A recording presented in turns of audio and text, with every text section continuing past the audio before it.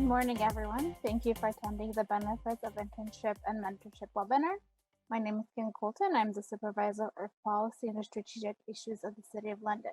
I would like to start our meeting in a good way by acknowledging the Indigenous peoples whose traditional territory we have gathered on today.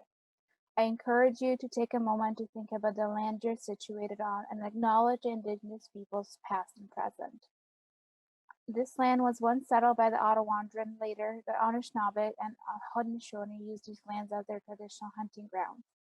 The three long-standing Indigenous groups of this region are the Anishinaabe, including Ojibwe, Odawa, and Potawatomi nations, the Haudenosaunee, including the Mohawk, Oneida, Cayuga, Onondaga, Seneca, and Tuscarora nations, and the Lenni Lenape, also referred to as Delaware-Munsee. I'd like to recognize the three First Nation communities neighboring the City of London: Chippewa of the Thames First Nation, Oneida Nation of the Thames, and Munsee Delaware Nation. I'd also like to acknowledge the many long-standing treaty relationship between Indigenous nations in Canada. We recognize that all levels of government in Canada have a responsibility to honor the nation-to-nation relationship, and that individually we all have a role to play in honoring the treaties and contributing to reconciliation. I also acknowledge my role as a settler and that I benefit from the continuing colonization of these lands. I recognize my responsibility for reconciliation towards the First People. I would also like to acknowledge the lives lost because of residential schools and all the findings that have occurred over the last few weeks. It has had a very big effect on many of our communities and everyone across Canada. So we would like to acknowledge and recognize and honor those lives lost. So welcome to this meeting and thank you for being with us. And now I will just pass it off to Kaylee to get us started with our panelists. Great, thanks Kinga. Hi everyone, my name is Kaylee and I'm the employer advisor at Immploy. I'm going to introduce each of our panelists as we go along, and they'll say a few words about the program and initiatives that they're involved in, and then we'll kind of move into the Q&A section of the event. Our first panelist today is Olivia Churcelli. Olivia has been with the City of London for 9 years, working within different positions of human resources. Within this past year, she's been working directly with the Human Resources and Advisory Services as a recruiter for multiple opportunities within the city, but specifically has been assigned to lead the internship 2021 to 2022 recruitments. Olivia is passionate about meeting new people, innovation within the field of human resources, and happy to be here today representing the city and her team within People Services. Thank you, Olivia. I will turn it over to you. Thank you so much, Kaylee. Thank you, Kinga, as well, for having me this morning to have the privilege of speaking with all of you. Like introduced, my name is Olivia Circelli. Wonderful pronunciation there, Kaylee. That was the Italian way of saying it, so thank you. Welcome this morning. Thank you for having me, like I said. I am a recruitment specialist with the City of London. I've been assigned to recruit for many opportunities this year. However, I am passionate about our internship program and the opportunities that are available. I'm fortunate to be the recruiter for these opportunities because I've as well learned along the way. And I believe my experience as a recruiter has helped individuals as well successfully find fulfilling opportunities with the city. So I'm happy to say that we're currently recruiting right now for our internship opportunities. The city holds 2 different internship opportunities. One is a 15-week internship where we do have specific criteria, that our interns do have to meet. We hold 1 to 3 opportunities within this specific program. And this specific program is meant for new immigrants, persons with a self-declared disability, Indigenous persons, racialized persons, or recent local post-secondary graduates. You can find these opportunities all available on our City of London website under our current career opportunities. Like I mentioned, we are currently recruiting for them. Our second opportunity that we do have available is our International Student Graduate Internship Program. This is specific to international students who have graduated within the last year from a recognized post-secondary educational institution.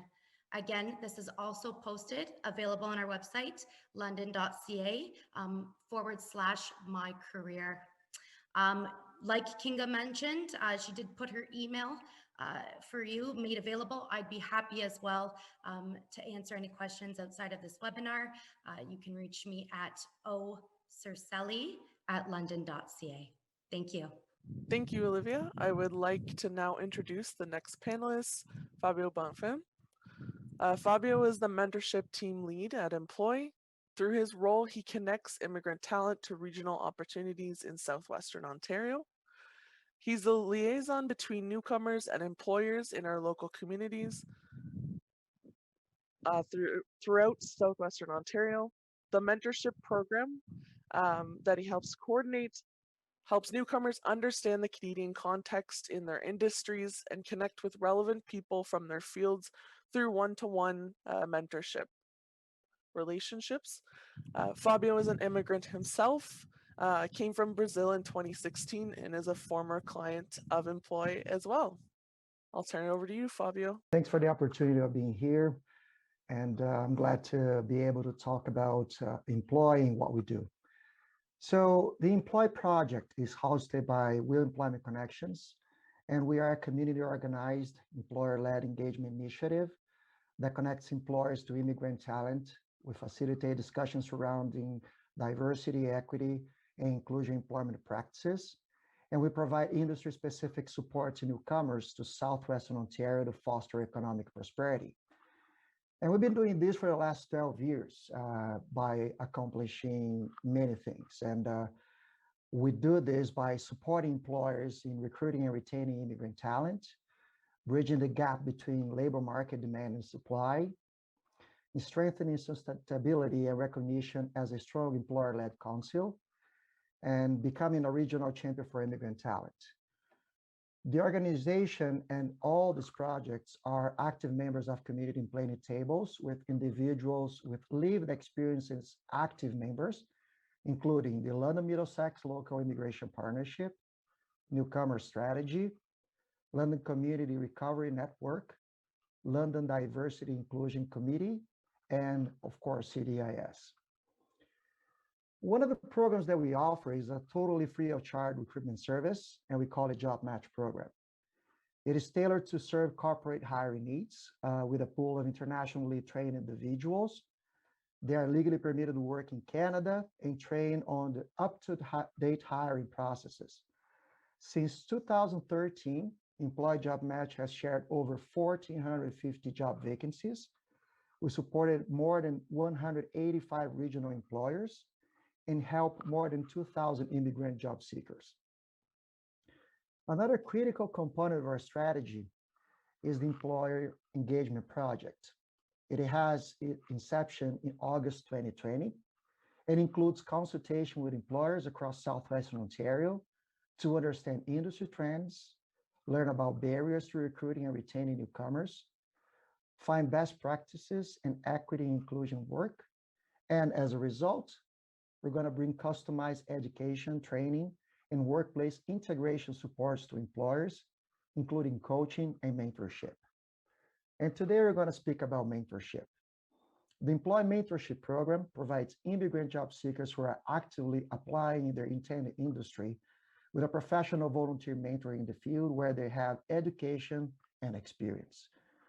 Based on specific career development needs, a mentor provides insights and helps a newcomer better understand regional labor market trends, sector-specific language, or experiences to highlight, establish, and grow network in the targeted industry.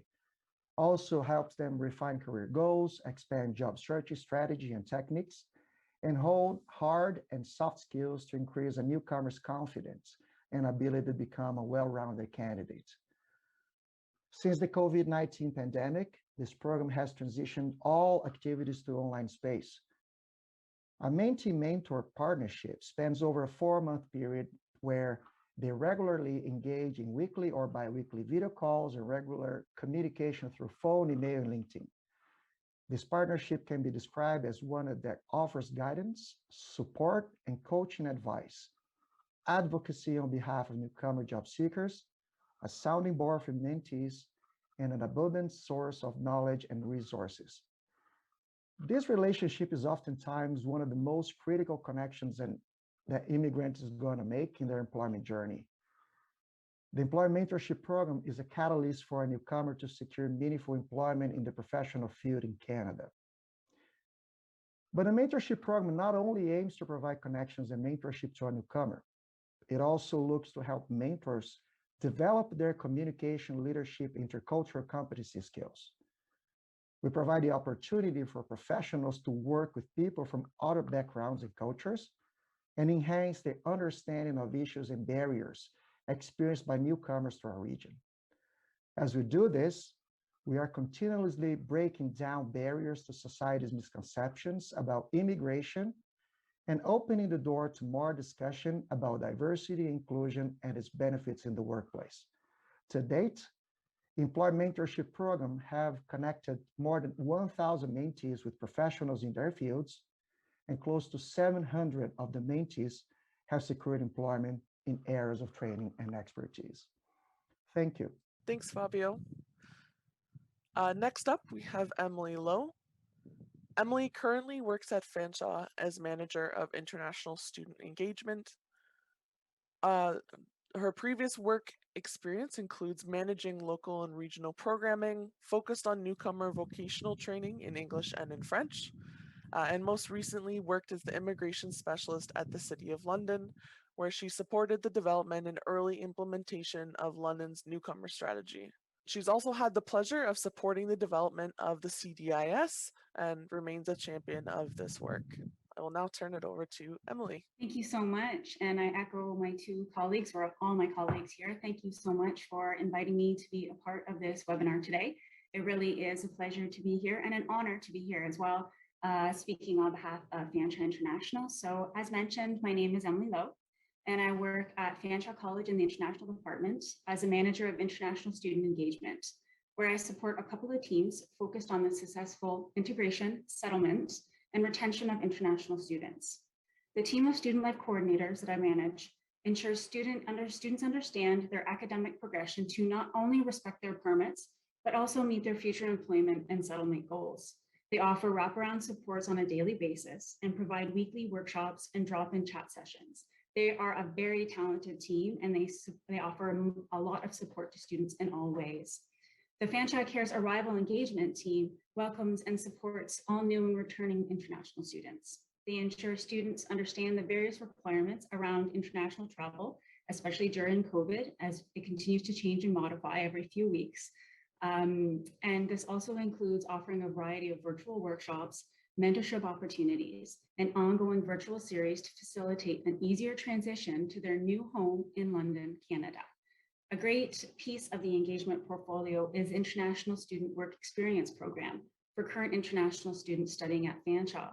These positions are available a couple times throughout the year and permit us to employ current international students as greeters and ambassadors to welcome and offer mentorship to new international students.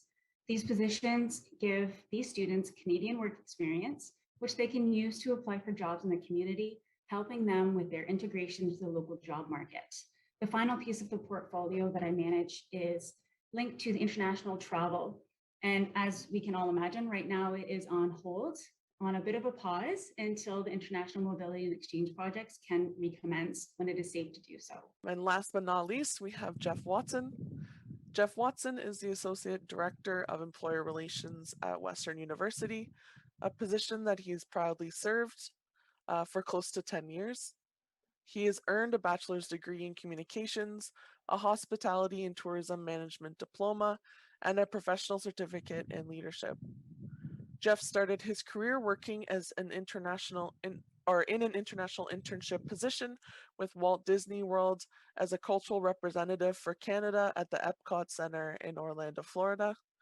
While at Walt Disney World, Jeff earned a master's degree at the Disney Institute, which included study of guest service, leadership, and marketing. Prior to Western, Jeff served as a manager for Famous Players and Blockbuster.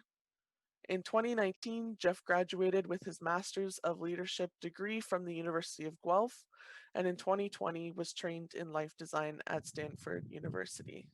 I will now turn it over to Jeff. Thanks, Kaylee. I'll start by sharing some data on the number of international students we have at Western. So for 2019 to 20, there were 4,568 international students who attended Western. Enrollment broke down to about 2,893 international undergraduate students and 1,675 international graduate students. Some of our international students choose to add professional industry experience to their academic journey by participating in internships at Western. There are many undergrad and grad degree programs with built-in work term component that allow international students to gain work experience. At the undergraduate level, international students can participate in internships from the faculties of science, engineering, social science, education, and health sciences, Arthur Labatt's Family School of Nursing. Internship length can be 4 months, 8 months, 12 months, and 16 months, depending on the program. At the graduate level, international students can participate in professional program internships, including Masters of Data Analytics, Master of Management and Applied Science, Masters in Environment and Sustainability, Masters of Arts and Research for Policy and Evaluation, Masters of Financial Economics, Master of Public Health, Master of Library and Information Science, Master of Media and Journalism and Communications, Occupational Therapy, Physical Therapy, and post-degree through Western Continuing Studies. I'll make sure that you're sent a link to Higher Western U's Work Integrated Learning Directory post-event. And this directory outlines our full menu of internships. Some of the industries the international students are working in include biotechnology and pharmaceuticals, banking and financial services, software development, manufacturing, aerospace, aviation, defense, oil, gas, and chemical processing, government. Some of the organizations hosting our international students include Sanofi Pasteur, Auto Data, IBM, 3M, Bonduelle, Celestica, Ontario Teachers Plan, Enbridge. Some of the specific functional areas our international students are working in include product quality, software development, full stack development, IT analytics, quality assurance, tax analytics, finance and management reporting, power operations, renewables. It's important to recognize that experiential learning is a priority at Western. The university just released a new strategic plan called Towards Western at 150. It commits that every Western student will graduating having had at least one intense opportunity for experiential learning. Specifically, the strategic plan focuses on investment in work integrated learning, summer research opportunities for undergraduate students, and entrepreneurship opportunities that they should be available to students in all programs. To achieve this, focus will be ensuring that experiences are accessible to our international students. We know that many international students choose Western because of the university's reputation for a strong student experience and their belief that they'll graduate career ready. It's critical that we deliver on that promise and that we support them in achieving their career goals. One of the strengths of the internship programs at Western is the benefit to all students is that all students are really well supported throughout the entire process. It helps to set a student up for success and allows them to develop strong personal career management skills that they can utilize in future career transitions. Students participate in mandatory sessions on resume writing and interview skills. They receive feedback on their resumes. The application process is long, and it gives students an opportunity to explore positions in a variety of industries and locations. In most cases, the application period begins in October and continues through the winter and spring, meaning students have a long runway to apply to positions, receive feedback, and continually applying until they are successful in securing a position. And during the work term, they have an intern supervisor at the organization, as well as they receive support and check-ins from Western staff. We're excited centrally in the careers and experience space to introduce a new career coach international students role this month. This new colleague will begin in July and will provide international students specialized career coaching and guidance on gaining Canadian work experience during and after their degrees. They'll work closely with faculty work integrated learning staff who oversee the internship programs to support students throughout the internship application process and during the students' work terms. In addition to this specialized support, international students can access career workshops on a variety of topics throughout the year, resume and cover letter feedback at any point, and mock interviews as they prepare to meet with industry partners. Recent graduates can continue to access these services up to and after graduation, after which they can access alumni career supports through alumni relations. And I'll speak real briefly about the Western international support that we have. One of the most important supports of international students during their time at Western is the wonderful team of staff at Western International that supports students throughout their degree programs. The international student advisors meet with students one-on-one to help them navigate their experience at Western. They're available to guide students as they apply for co-op work permit, to participate in work integrated learning opportunities, as well as to understand the opportunities available to them through their off-campus work permit, and how to prepare and apply for a postgraduate work permit.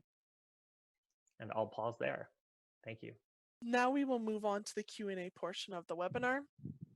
We have a few questions already prepared to ask some of the panelists. Some of them are more specific to some than others. But please feel free to send us questions in the Q&A box. And I'll start with a few questions and I'll kind of add in audience questions as we go along.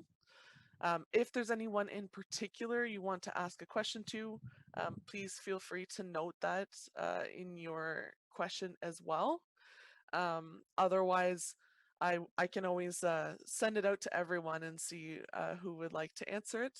But yeah, so feel free as we go along. Anytime you can add a question in the Q&A box, and we will get around to your questions, hopefully all of them today. So I will start with a question for Olivia. What would you say are some of the organizational benefits of internships? Thanks, Kaylee. Really good question. Traditionally, we host internship opportunities 2 times a year. These opportunities range from 1 to 6 positions. Because of this exposure, the city has really created a year-round recruitment tool. We've created an ongoing pipeline which reviews, accepts, and interviews prospective employees for a corporation. I personally believe our organization benefits from internships as these opportunities increase productivity. By creating new positions, opportunities for interns to experience, learn, and explore city work, municipal work, and public service work, we're all working towards the betterment of our community. Our internships enhance perspective within our corporation. Not only are we hiring qualified individuals to assist with duties and work, we are hiring an external perspective, specialized strengths, a new skill set that I believe contributes very positively to not only our team or the direct team an intern is joining, but the corporation as an entity. Overall, our internship opportunities help students, newcomers to Canada, specialized designations with limited work experience, get started within our community, give back to our community as a whole, and enhances the diversity within our workforce. Thanks, Olivia. I'll maybe ask Fabio a question next around mentorship. Can you please speak to some job seeker success stories that you've seen and heard? I want to talk about one of the clients that we serve that just got here in Canada a little before the pandemic hit. So you can imagine that as an immigrant, it's already a tough game to get to a new country where you don't master the language, you don't know the context, especially under a world pandemic. So the first idea of the client was to enroll in a program in a college here in Canada. And the idea was to leverage his previous experience to jumpstart the career here in Canada. But to his surprise, was easier said than done, because not only you need to have the technical skills, but also you need to have the soft skills that we use to call the behaviors you need to have for your profession to be successful. So he tried to understand at the beginning how things work here in Canada so that he could make the most of the opportunities. But then he understood that as a newcomer to Canada, he lacked social capital. So he understood that building professional network was important, because he was told that around 70 to 80% of the jobs here in Canada are hidden, and they just go through word of mouth. So what do you do if you don't know anybody? And what do you do if you don't know even where to start? So he came to us because he heard of us about the services we have in terms of employment preparation and the connections we provide with employers. So he started the employment preparation and was then introduced to a mentor. And the most important thing that he got from the mentor was the coaching for interviews. He needed to refine his vocabulary, and also he started to be introduced to context that the mentor had. One of this context was a person that used to work in the same field that he did. He was a business analyst for a financial institution back home, and he was talking to this person, which was a very seasoned professional with a vast experience in software solutions within the financial industry. So they started speaking about opportunities, how to apply for the jobs, and what would entail those job opportunities. And then by having these conversations, he started working on some things that were different than the job that he will apply. And then she said, you know what, I have an opportunity within my organization, and you might be able to help me with that. So he did. And without any expectations, he finished the job, and then he was offered a job opportunity. I'm not saying that everyone that is going to connect with a professional here in Canada is going to get a job, but the main point here is that building support, networking were the ways that make him land a job, because he was prepared for the opportunities that he will come across, and then he had the connections to help him land a job. So I think that the most successful stories that we can share are the ones that the clients understood the value of connecting with people in our community, have a great attitude, and make the most of any opportunity. So I think that was the most important thing, especially under the circumstances that we are in. I'll maybe send it over to our post-secondary panelists now. If you can tell us a little bit about what benefits do you think internships and mentorships provide to students and employers? I'll go first on this one. So I can start with internships, especially I'll break it out. So I'll do internships and how it impacts the benefits for students and employers, and then I'll do the same thing for mentorships. So for internships, it really gives students the opportunity to have a hands-on experience for the experiential learning pieces, and to apply their skills and learned in a real employment setting while they continue to learn, and can ask questions to improve their skills and gain a better understanding of a specific job, industry, and business culture that is sometimes different to what they've experienced in the past. For the employer side, it gives them the experience and opportunity to learn from the students and from these unique experiences, and can help to break down any unconscious biases. This can also help to improve their current workplace culture and even innovate their business by harnessing the experiences and valuable input from these students. And a bonus is, as Fabio mentioned, employers sometimes hire these students or employees after their internships. So it can almost be a trial run for some employers while someone is working there on an internship. When it comes to mentorship, mentorship is so valuable and important on so many levels. Mentors can not only be work-related or professional, but they can also be valuable on a personal level, such as friends and family. So when it comes to students, mentorship really does offer real feedback, tips of the trade, as we say, networking opportunities and access to information that cannot be learned in a textbook or even in a classroom, but only through lived experience and through connections with other people. This can also help to offer a safe place for constructive feedback to help the students achieve their future work and settlement goals. And for employers, it gives employees the opportunity to offer help and guidance to students, learn from their own paths, and share experiences, as well as do the self-reflecting on both sides and help with the integration into the whole process. Yeah, I'll speak to the benefits that internships provide international students. Rhyme off some bullet points here that were, co-created by these students, international students who've had internships, and they've said that the benefits include gaining work experience in a Canadian work environment, getting hands-on experience in their industry, and earning a salary while doing it. English second language students benefit from being able to apply their verbal and written communication in the workplace. Internships help international students learn about their work preferences, specifically what they like and what they don't like.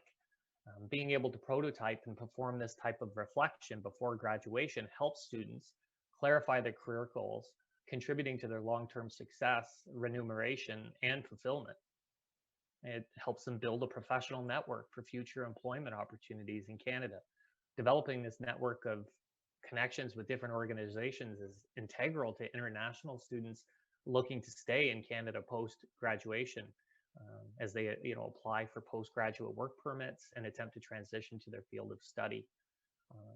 The benefits that internships provide employers, some of them have been mentioned already, but I'll add to that list. Hiring international students increases the talent pool of employers and gives them access to a lot of highly qualified talent.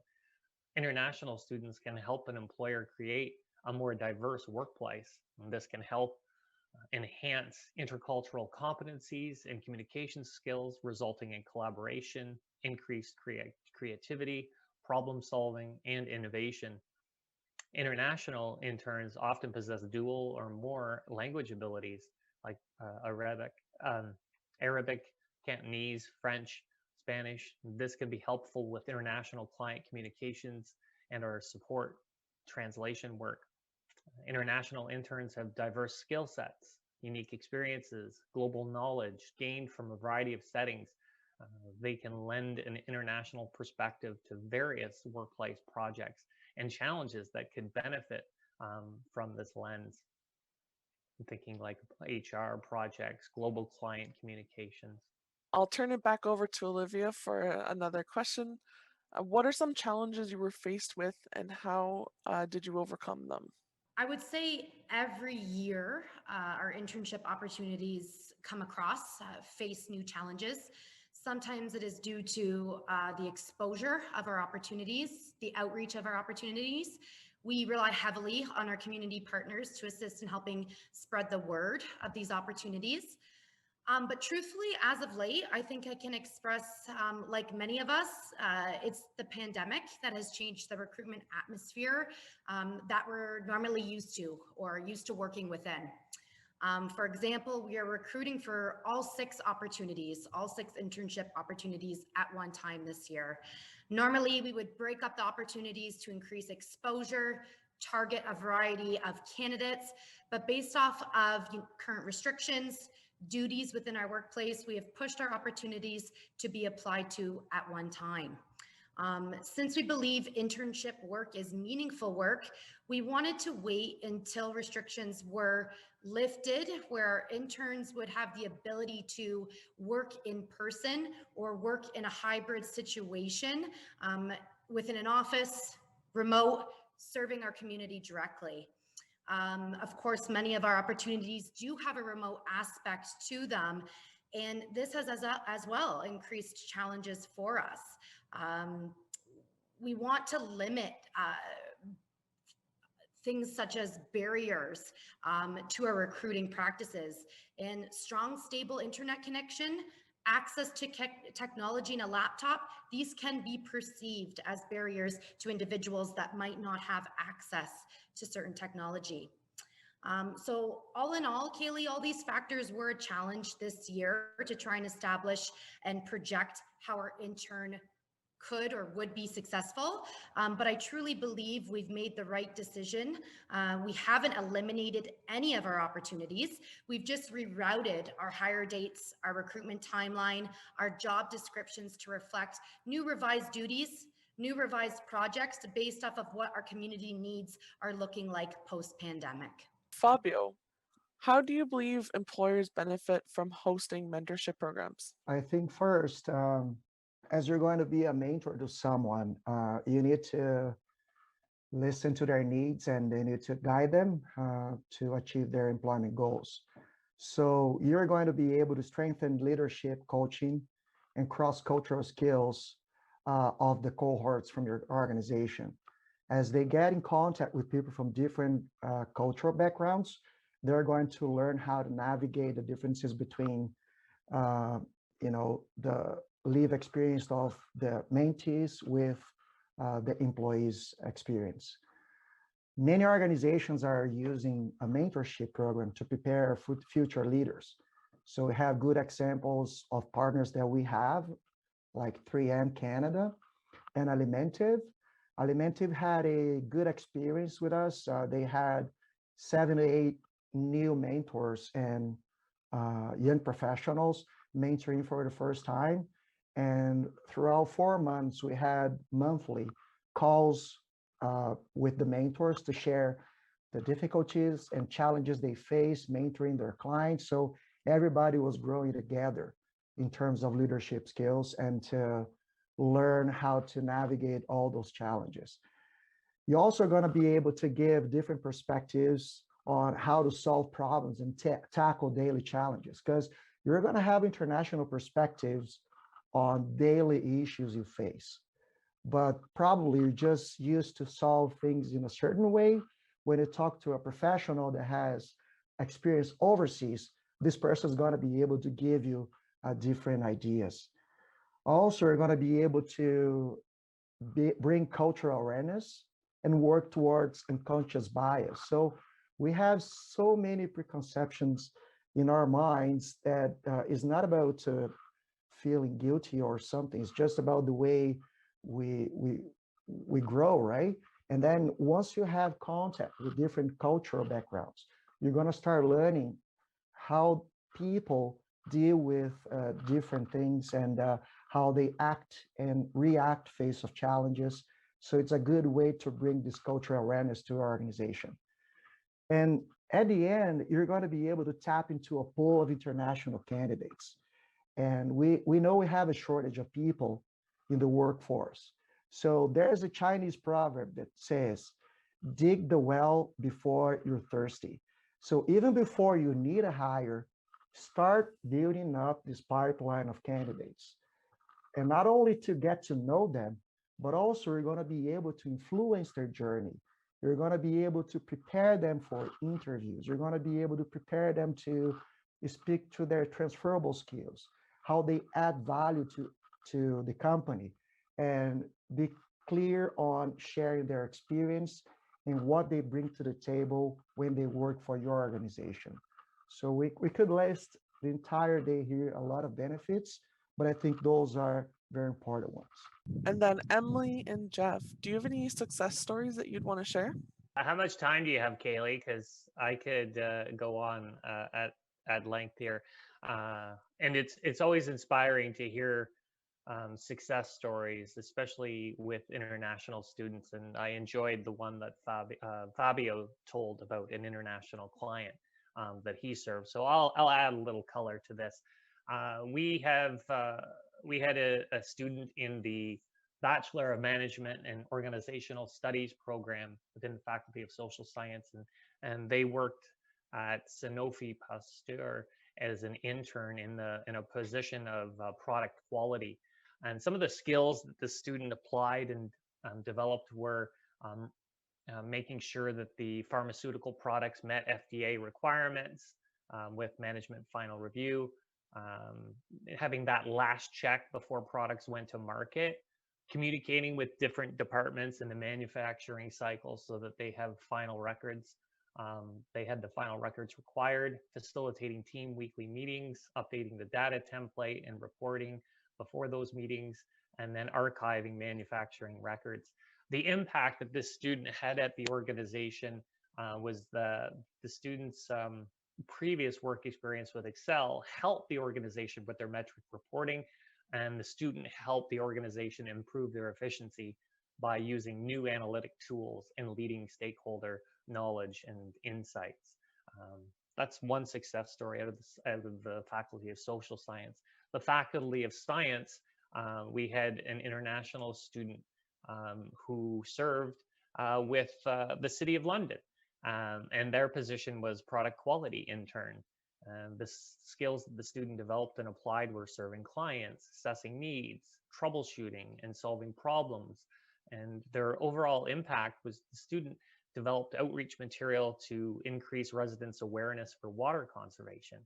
And their most recent project involves developing a series of animation videos looking at wastewater, drinking water, and water conservation. These animated videos will become educational material to be deployed by teachers to elementary and high school students. One last example, and then I promise I'll pass it along to Emily. We had an engineering student from engineering science work with Honda for an internship. And the skills that student developed and applied were that they designed and installed a pneumatic system and made improvements to line side equipment. They performed extensive work on the brake fill and glass sealer systems, developing strategic action plans looking to improve the system's performance, pass rate, and reliability. The pain point the students solved for the organization was that they were called on frequently to solve downtime issues.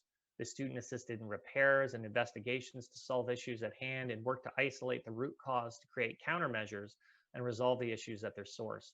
With a short-staffed team, the student assisted on weekends, completing preventative maintenance activity to service and maintain the equipment. The students' work completing strategic action plan items drove quality improvements, reducing downtime and optimizing maintenance to reduce strain on staff and improve the quality of the work completed. I love hearing all these really positive stories about international students and newcomers being able to find gainful employment, especially in the fields that interest them the most. I'll follow that up with, we've had quite a few students, especially on co-op opportunity and placements, have been able to secure employment. Especially most recently, we had a student that was studying in the computer sciences technology program that we have with the London Health Sciences Center. And from there, he was able to apply a lot of the knowledge he learned while in his program at Fanshawe, but also from his previous knowledge that he brought with him from South Africa. So from there, he's been able to really harness his new knowledge and his knowledge he had before arriving, which is really great. We see a lot of students that when they do complete internships, they get hired on after that. I don't have permission to use specific names or specific stories, but a lot of our students do secure the employment after their co-op opportunities. And we're really pleased to say that we have a co-op student starting with us who was unable to start with us because they were scooped up by a local accounting firm, especially after doing their co-op with them during a previous term. So just seeing these opportunities and watching the connections that are established between the local labor market, mentors who are reaching out to guide these students, the employment services in the different educational institutions and in the community that continue to offer that wraparound support to ensure students are accessing those services and using them and feeling comfortable with them, especially those students that are arriving with families. I don't have anything more to add on that right now, but I'm more than happy to take other questions. I'll maybe turn over to a few of the audience questions here. One more kind of general question to all of the panelists asks, what do you think employers need to know most about engaging international students or immigrants? I think that first, try to be as fair and clear as possible when you have job postings. A lot of the times we have a sort of a list of hard skills that you're looking for. And when you go for the interview, you're going to ask for soft skills. So people get a little bit lost on how to present themselves and how to showcase their experience tied to the behavior that is required. So this is something that you need to consider. Also, try to understand where this person comes from. So you can be empathetic to their situation. Sometimes they are more nervous than other candidates because English is a second language, is not their first one. Sometimes it's important to make sure they understood the questions so that you can have a full answer to that one. But also be, I think, open to the experiences overseas. I know it's important to have the Canadian experience, but think about the value added to your organization by having someone that came from other country. I think if you think about how much you're going to gain as an organization, you're going to be surprised on the good impact is going to cause the entire organization having someone from a diversity background. I'd like to add a button to what Fabio is saying here, because I really believe in the value of his point. And I made it earlier too about the diverse skill sets and unique experience that international students and international talent have. When it comes to those unique knowledge and skill sets that they have from the country that they were in before, I can speak to this pretty intimately. I have a colleague right now that I'd hired who has a handle on some project management techniques I've never seen or heard of before.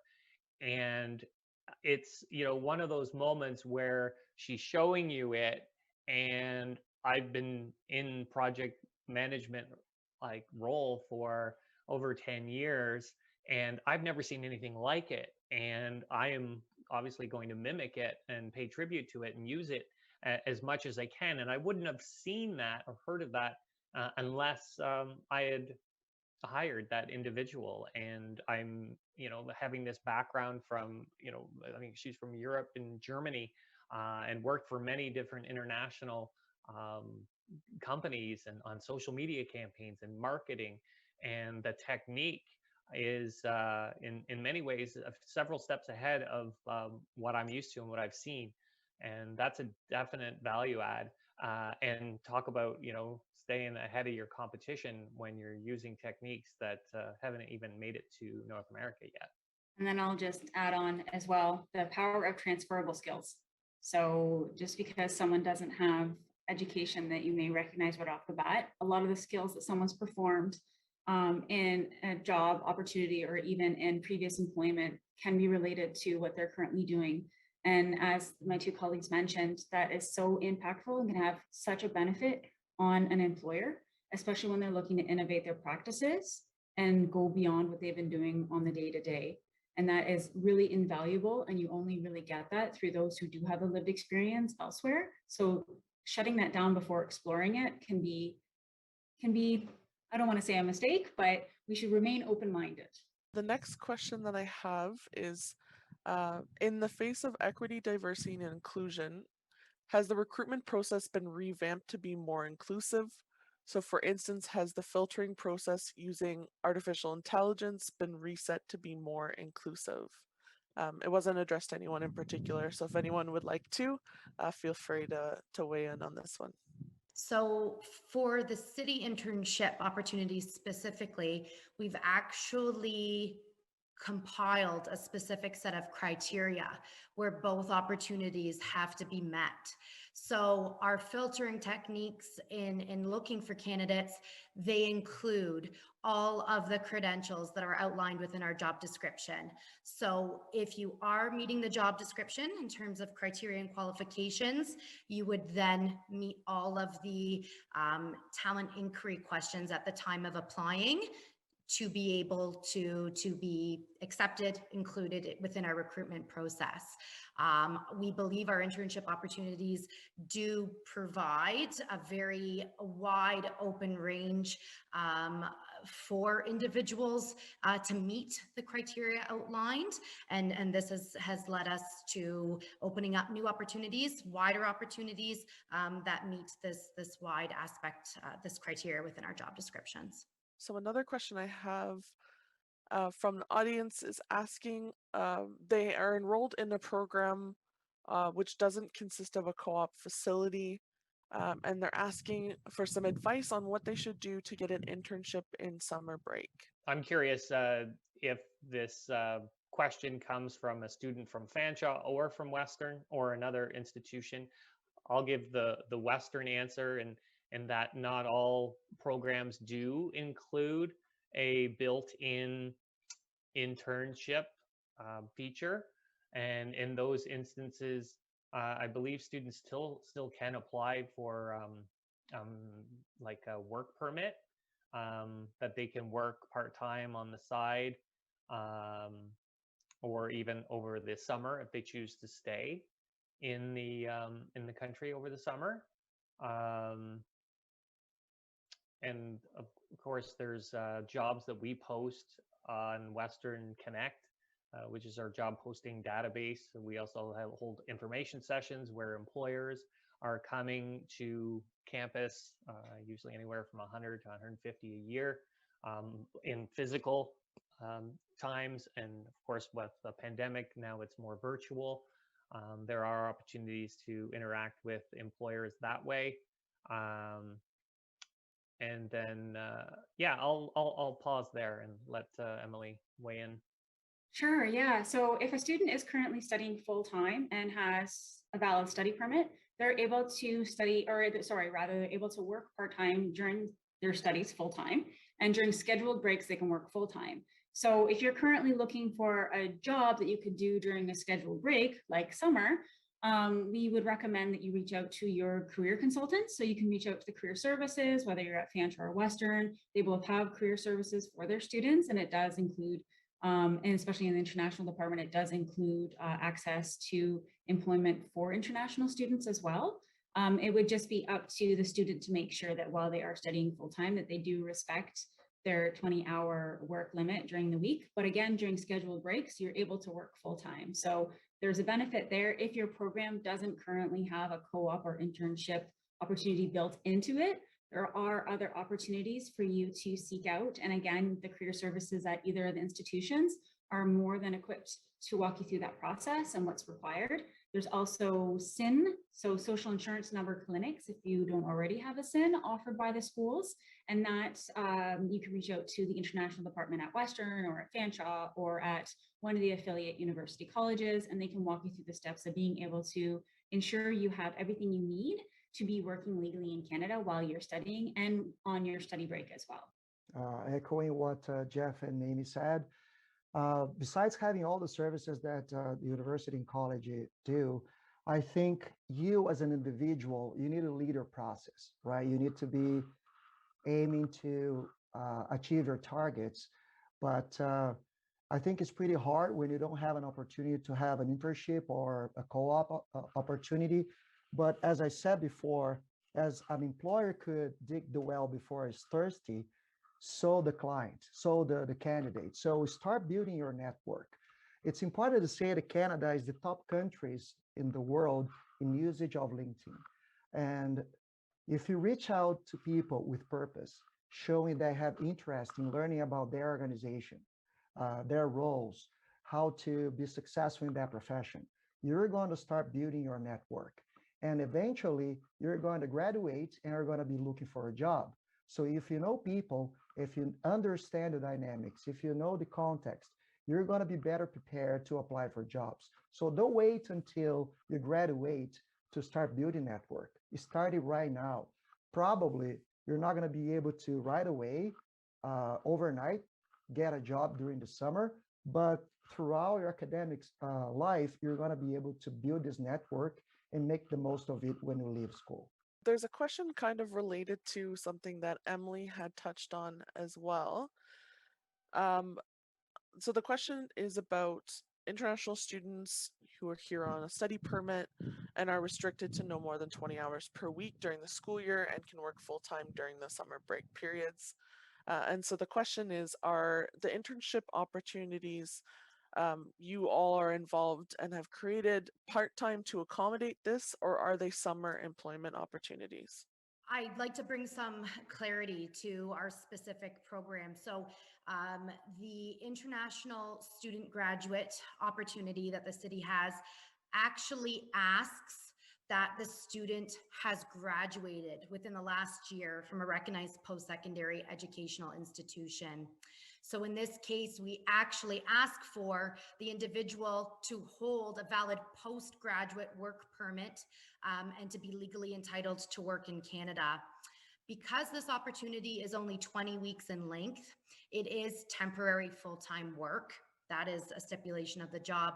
However, aside or in conjunction with this internship opportunity, the city does have multiple summer student work opportunities where it would be full-time, temporary, or part-time temporary work for the summer months. And I can shed my interpretation of internships and what the minimum requirements are for academic credit. Most programs do require more than part-time hours in a term. I mean, it may fluctuate from program to program, and that would require the student to touch base with their career services office. But generally, it is full-time hours, about 35 hours per week, which can be more practical over a summer than it is through a term, through a fall or winter term. And I also don't mind jumping in here to say that depending on the program in which you're enrolled, so it could have a placement, it could have a co-op, it could have an internship. If it's a part of your program, when you had to first apply for your study permit, you would have also applied for a co-op work permit, and that allows you to participate in all of these learning experiential opportunities that are a part of your program, right? So a lot of the working full-time during the summer or working part-time while you're studying are most likely not going to be linked to an internship, a placement, or a co-op. They're going to be linked to employment, right? So maybe you're working at McDonald's, maybe you're working in you're volunteering and helping out with Fabio at Immploy, right? Or maybe you're working at Western in one of their international or internal departments, right? Helping out with different things. Those are different work opportunities. They're not necessarily linked to an internship, a co-op, or a placement. So again, there is that difference. One is a part of your educational program, whereas the other one is external work experience. So I hope that helps to clarify a little bit as well. So I have a question specifically for Olivia. So the question is the City of London unionized? I find working as a recruiter in a unionized environment is difficult to create new graduate programs without pushback. Mm-hmm.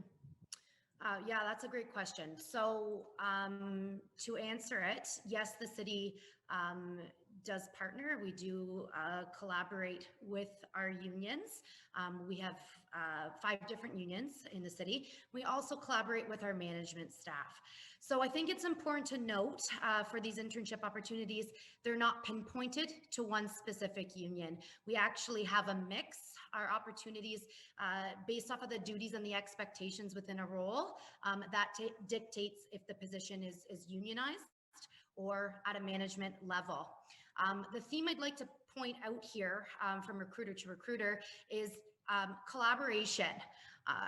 We didn't create the internship program under a unionized umbrella for unionized employees, we actually have a submission process with the City of London. That's all areas, all departments, all divisions within the city have the opportunity of submitting a request for an internship whenever we open the doors to recruit for them. Based off of those submissions, based off of the job description, like I mentioned, that's where we deem if the opportunity is unionized or not. So I would just really encourage you to maybe look more towards an area of where you work, and if there's a need to employ an intern, a student within that area, and then assess if they would, if the work would be based off union environment or a management job description. The next question is more broadly put out to anyone. So what does the onboarding process look like for international students? Does it differ from a domestic student? As far as the onboarding, I think of an international student for an internship, I think it's very similar to what a domestic student's onboarding would look like. With the pandemic has add a little bit of complexity in terms of some organizations are now choosing to host virtual internships. So that would involve getting the technology, the laptop, the speakers, headsets, whatever else, smartphones that needs to get to that candidate. So that, but a lot of organizations have pivoted in that way already. But as the pandemic lessens and we're more into an in-person format for internship, I believe by and large the onboarding is similar.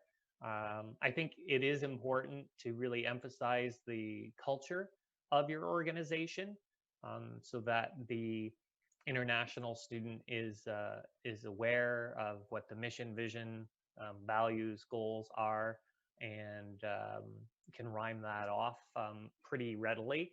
And where possible, if that supervisor can become a real mentor that that student can look up to throughout their experience. I've worked with some employers that will rotate. They'll run rotational programs where a student will start in one area and then rotate through. That's not always possible based on the function of your organization, but it does really help the the student understand the different facets of the work and the organization as a whole. Having cohorts of more than one student starting at a time is helpful. That camaraderie that comes up. Regular check-ins is important in giving feedback, especially early on.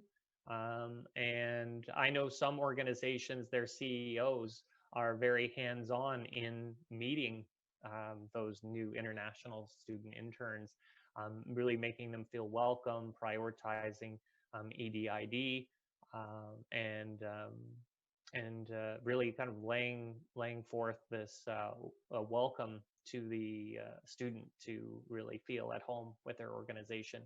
Those are some of the ideas that I think of with this question. I would echo Jeff on that, especially around the check-ins, making sure that everything is going well, offering that additional support, and the mentorship is huge as well. One thing that I might add as well, from my work with employers, we talk a lot about this process of inclusive onboarding as well, not necessarily exclusive to international students, but to newcomers in general. One thing I think that we often talk a lot about with employers is the importance of making sure that you're providing a lot of context and trying to be as clear as possible in communicating as well. Someone might not necessarily know if you call something, a social happy hour after work or something. You might have to provide some context to things like that, that some might consider, a norm or a given within the workplace. But just understanding that sometimes you have to kind of explain what is, the norms of your organization so that they can really get an understanding, or it might be Canadian norm as well that they're not as familiar with.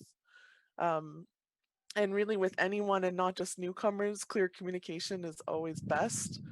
So trying to be things like making sure to explain what different slang or jargon there is within the industry that they're in, trying to kind of define some of those things is something that I try to encourage employers generally to do with newcomers. And really that applies to lots of other people too. Anyone who's a student might be younger and maybe might not have as much experience in that industry. So it's helpful for them as well, even domestic students. But that's something that I would suggest to in terms of if the onboarding process is a little bit different, it would just be considering that there might be a need to provide communication and ensure that they're understanding as well. So sometimes they might not ask questions from a cultural component. They might think that it's not appropriate to ask questions of superiors. And so sometimes it's making sure to ask follow-up questions to make sure everything's clear. But that would be one thing that I would maybe add that's a little bit different. But generally speaking, onboarding is really important component, whether or not they're a domestic or an international student. But that might be one key difference. One other question we have, do you have any advice for employers who would like to offer internships or mentorship programs? And what do they need to consider to start that process? The employers that are venturing into the internship space, to start, they need to have a job description, or not even a job description. How about a sense of the function of what the role will be, and maybe a few bullet points of what that student would be doing. If they talk to Fanshawe or Western or any higher education career support office, we will tease out what the rest of that role could look like, and make sure by listening to their needs, tease out what programs will best serve those needs, and then post that role for them. In most of the students that are in the internship programs have to have an average of a certain average. They have to have a resume that's been verified, and cover letter that's been verified, and they've been trained on interviewing skills. So you're getting someone that's very focused. We'll provide the interviewing suite for the once the pandemic is over. We'll provide that interview suite, or we can help arrange, schedule those interviews. But really, I think what I want to impart is for organizations to really go in that way of going with internships, because as you've heard from this panel, is that they can be a source of a talent pipeline. It gives you a prototype of a student, you see them in action, and then can convert them into a hire when they graduate. So it's a great mechanism. But Kaylee, just going back to the essence of your question, what was the other part of it? Just what you would need to start that process of offering internships. Yeah, just recognizing the need, having the full support of the functional area that would be adding that intern. You need to really have a person dedicated to, and this can be, and the upsell to perhaps the person who may object to having to do this on top of everything else that they're doing, is that it's professional development for them.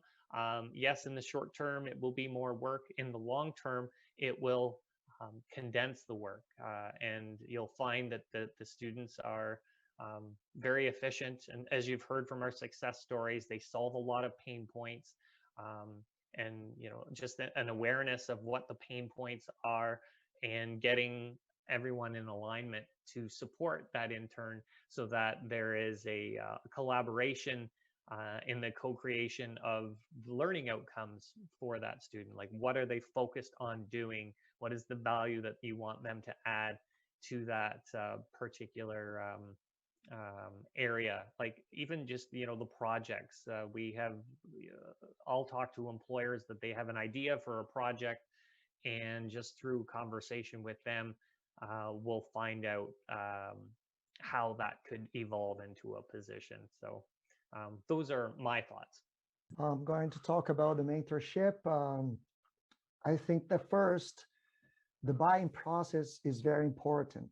So the leadership of the organization needs to understand the importance of providing a mentorship opportunity for your employees through the relationship with job seekers. So if it comes from the top, it's easier to have engagement. Make them understand that not only they're going to help people, but they're going to create opportunities for professional growth for themselves. Be open to learn, be open to really walk the talk about diversity inclusion, and contact any of the organizations that we have available in our region. We cover Southwestern Ontario, but if you belong to a region that is not included in our area, we have sister organizations across Canada. We belong to a network of immigration employment councils, and we can refer you to one of the organizations that are that has the capacity to support your company to have the mentorship. We have a lot of resources to offer. We offer also opportunities to network with other organizations, other professionals. So I think it's a full suite of opportunities to grow as a professional, but also to give back to our community, which is pretty important, I think. We might have time for one or two more questions. So one of the other questions we have from the audience was asking if this one's more directed to Olivia. So does the city have skilled trades apprenticeship programs for students graduating from pre-apprenticeship programs, especially women? You know, women are challenged in gaining access to apprenticeships, which should lead to employment. So they were just asking a little bit about if there's anything related to skilled trades. Thank you for your question. We definitely have. We have in the past had internship opportunities. These opportunities, however, they're not on a recurring basis like our internship program would be. When these opportunities are available, we post directly at our community partners. So we would post directly at Fanshawe College within their skilled trade programs to recruit specifically from that program, giving students the opportunity to gain work experience. You could also gain knowledge or find the positions if they were available or do become available on our city website. I think I've referenced it previously, but I will reference it here again. That's london.ca/my career, one word. That will take you to our job board where all of our available opportunities are currently posted. In regards to hiring women specifically in the skilled trade, that's a very, very good, interesting, valid point you make. No, at this time, our internship or apprenticeship opportunities, they've been based on equal employment.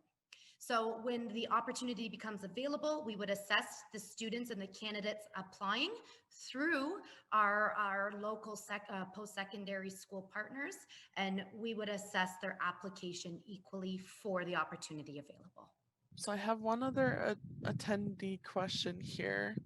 So I work in a large multi-union environment, and we don't generally practice job shadowing outside of one's own position/job classification, as it is perceived that it would be unfair advantage over others in upcoming job competitions. How did you obtain buy-in from the union and their members? I think it would create a lot of questions and concerns in our environment. And so they're asking, how were you able to obtain approval to hire external for these opportunities when existing employees may be interested? And if there are any challenges in this area? I didn't specifically respond to our onboarding practices. My other colleagues did, so thank you for that. But job shadowing, no, we wouldn't job shadow at the city. We have a procedure for any opportunity, any position to onboard the same way we would students, interns, full-time permanent employees, part-time permanent employees. So it definitely is not perceived in a way where somebody would have a leg up on someone, because it's all equal.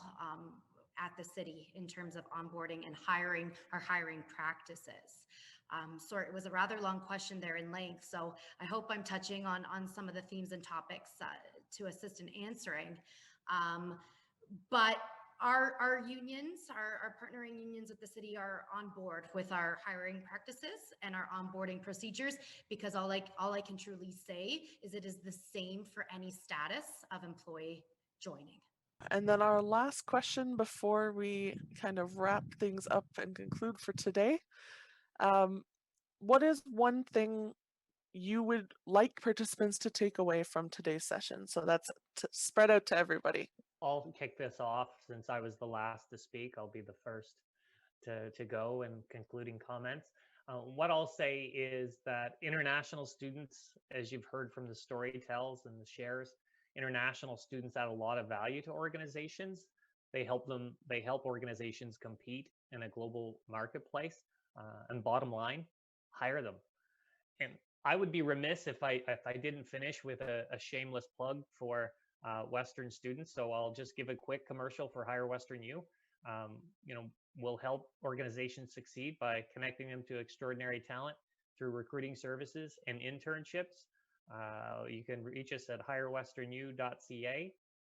We do have contact information on there. Again, my name is Jeff Watson. I'd be happy to talk to anyone who had specific questions about Western anything. Thank you. I'm happy to jump in next, and I'll also make a shameless plug for Fanshawe as well, because we represent our organizations and we want to make sure that all the international students that are in London, there's many at Western, there's many at Fanshawe, and there's many at the affiliate university colleges. And that being said, we want to make sure that employers know that we're here and we're happy to help with the connection between that gold mine of experience that students bring, as well as connecting them with the different resources in the community. But for any international students or newcomers that are on the webinar today, I would strongly encourage you to get involved, volunteer, take a look at what's available in the community to you. There's a lot of really great resources that you can access at little to no cost. There's mentorship groups you can be a part of. Immploy is always happy to help connect you with those resources as well. And volunteering is a huge thing in Canada. I know volunteering is not something that's seen as much in other places in the world, but volunteering is a big stepping stone to making connections, creating networks, and getting some Canadian experience to use that to really project yourself in the labor market. So again, volunteering, getting involved, asking questions, and leveraging your experience and your education that you've also had prior to arriving in Canada. Don't be afraid to use some of that and boast a little bit too. No, what I would like you to take away is that I think this webinar is a direct reflection of the collaboration within our community. And I think in choosing to host an internship or in choosing to even apply to an internship, you wouldn't only just be joining one organization, you would be joining a network of community partners, collaborative partners to try and propel your whether it's your education, your career, or your success in this beautiful city of London. So I just want to, how I started off, I just want to thank everyone for joining this morning and for your time and for having me here to meet with all of you. First, I want to thank the opportunity of making part of the panel. And my message to employers is switch from culture fit to culture add. Think about the value that international people can bring to your organization. And for job seekers, whether you're a international student or not, first, keep it simple, trust the process, and lead it. Don't sit back and wait things happen. Lead the process, get involved. And if you want to get involved with us, you can contact us at info@immploy.ca, and we're going to be happy to help. Thank you. Okay, I will now turn it over to Kinga.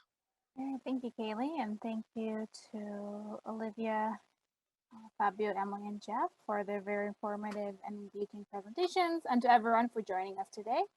We hope that you enjoyed the webinar. As I've mentioned before, a copy of the webinar will be shared with you at a later date and will also be aired on Rogers TV and be available on their website and YouTube channel. If you want to learn more about either the CDIS or Immploy, I encourage you to visit both of their websites, either at london.ca/CDIS and immploy.ca. The next webinar will take place in August and it will focus on intercultural competency. If you are interested in receiving information about that webinar, please provide your email on the participant survey. So now you will be redirected to the feedback survey at the end of this session. We ask that you take a few moments to fill it out and help us with planning future sessions. We hope to see you at the next webinar and thank you for joining today.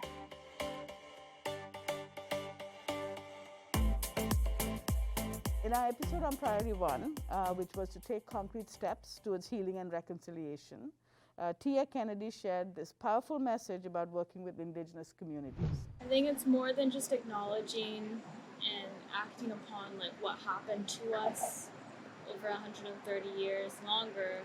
Generations were affected. And it's more about like also knowing who we were before that. So people can listen to, oh, you guys got your hair cut off, but they don't understand why our hair was so sacred to us, why that affected us so much, because they don't understand who we were before that and why we're still having these troubles. And I think before, like, something so beautiful about our culture is we're so accepting and open, and before, at least, we weren't trying to hoard it to ourselves. We wanna share these beautiful teachings with everybody, because if we don't have the whole world working with us, the whole world won't work.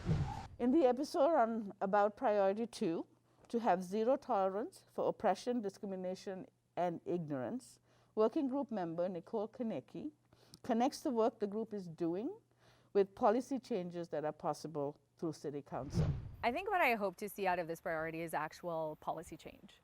And that's why I think in emphasizing exactly what you brought up is our connection to council and the leadership within our city, that what I'm hoping that out of this work will come real policy changes that will explicitly address the zero tolerance. You know, it's one thing to say the word zero tolerance, but to actually see it come forth in policy change, in best practices change, and how we actually do things, and also consequences for you know, the violence and trauma that happens toward marginalized groups within our city, for us to address it and to put protections in place for those individuals.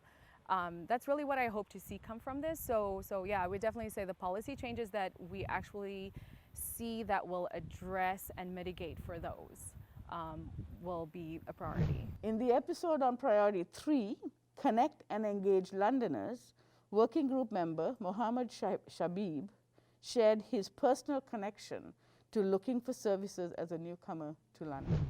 When first people come here to Canada like me, I found no services. I wasn't able to even find the services. There was a lot of services, don't get me wrong, but I wasn't able to access these services and know about them and everything. So my goal was to make it easier for newcomers like myself, to people who are kind of isolated in the community, to be more engaged, to connect with more services. And I found that being working really well with priority number 3. Amazing. And so what would you say to other people to encourage them perhaps to either get involved with this priority or the other working groups?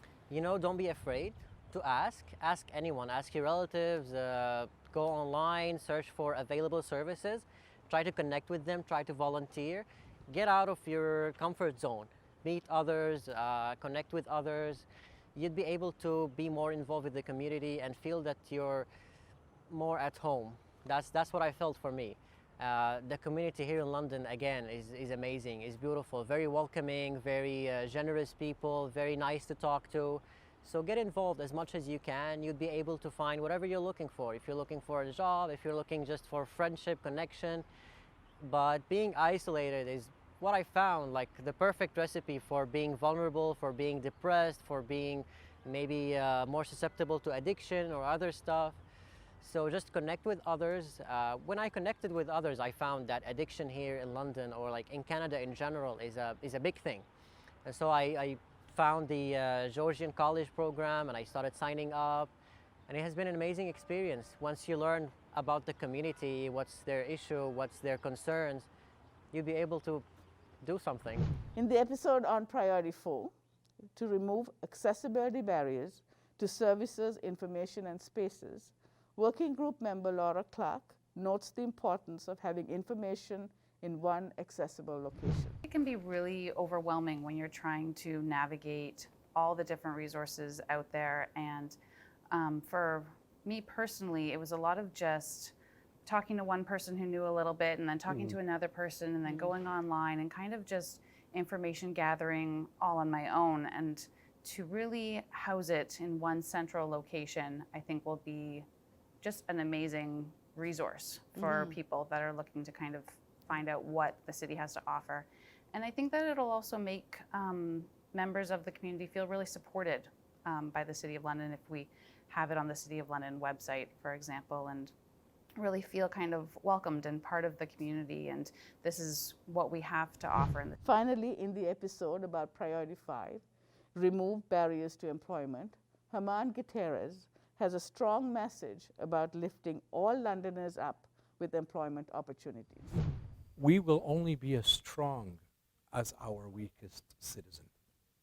And that means that as we strengthen the possibility of healthy employment, and that means not partial employment, insecure employment, but good, healthy, full-time employment with all the protections, that will strengthen our citizens.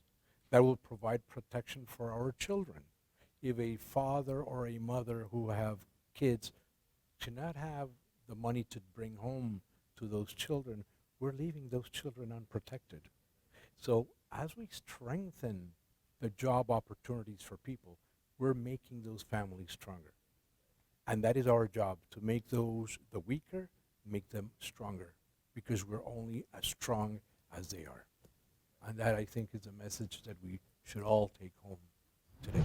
And here are some other highlights from the episodes. You look through the priorities that we created, the recommendations, they were not in fine detail, and they very much speak to actioning the truth and reconciliation calls to action.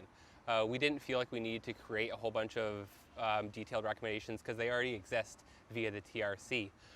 So the recommendations were more focusing on process and structure, and actually resourcing from a city's perspective to actually make these successful. It's not about a desire to lead in this instance, it's about a desire to be led for once. And is the city, you know, when I think about that teaching of humility, is the city willing to honor that teaching of humility and to be led for once by Indigenous people? As much as the City of London was very much promoting the need for a more inclusive community, the community wasn't necessarily as ready. And obviously, as we know, COVID-19 has happened this year, and then the Black Lives Matter movement in conjunction with that. COVID has definitely shown our community where our vulnerable people are and how they're impacted. So, and then with Black Lives Matter and some very local examples of racism in this community, it's kind of ramped this conversation to the forefront. So as much as people have been embracing the idea of becoming an inclusive community, this is now talking about how we can change the systemic pieces to the city.